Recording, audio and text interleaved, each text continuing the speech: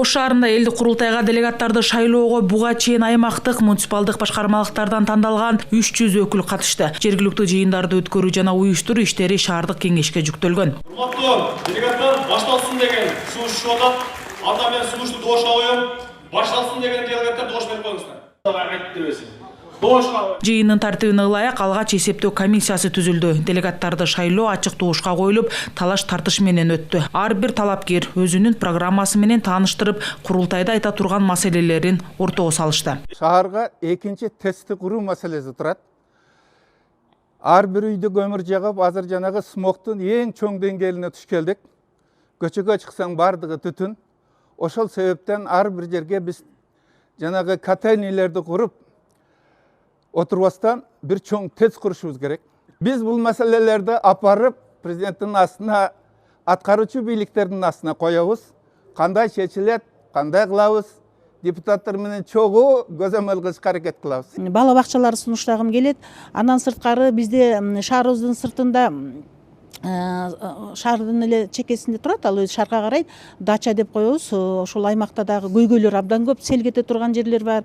Ошол маселелерди козгогум келет.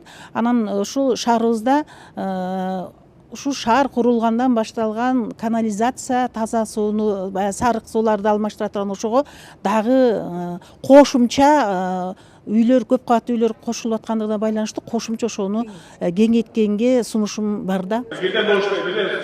Эми Ош шаарынан тандалган 43 делегат алдыда өз алдынча чогулушуп, республикалык курултайда айтыла турган сунуш маселелерин тактап бышыкташат. Ал эми элдик курултай 20 декабрда Борбор калаада өтөт. Жана жогодо так көрсөтүлгөндөй, анын динин расасына, социалдык абалына карабай, ал жерде эркин шайлоо тартибинде өткөзүлдүк. Өзүңүздөр көргөндөй, ар бир кандидатка, ар бир делегатка ошол 284 адам өздөрү добуш беришти. Ал добуштардын көпчүлүк добушу менен, башкача айтканда 250ден ашык адамдар бир адамдарга добуш берип атышты. Мындайча айтканда биз бардык адилеттүүлүк, демократиялык принциптерди сактап, ошол жерде жогоруда да жыйын өткөзүп алып, 43 делегатты бүгүнкүндө биз Бишкек шаарындагы курултайга шайлап алдык.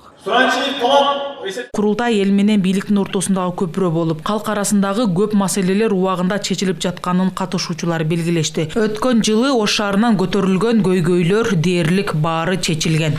Анда көпчүлүк доош менен бирөө деген. Айжаңыл Турдо Маматова, Уран Адишев, ЛТР, Ош шаары. Ошол ынтымактын негизинде экономика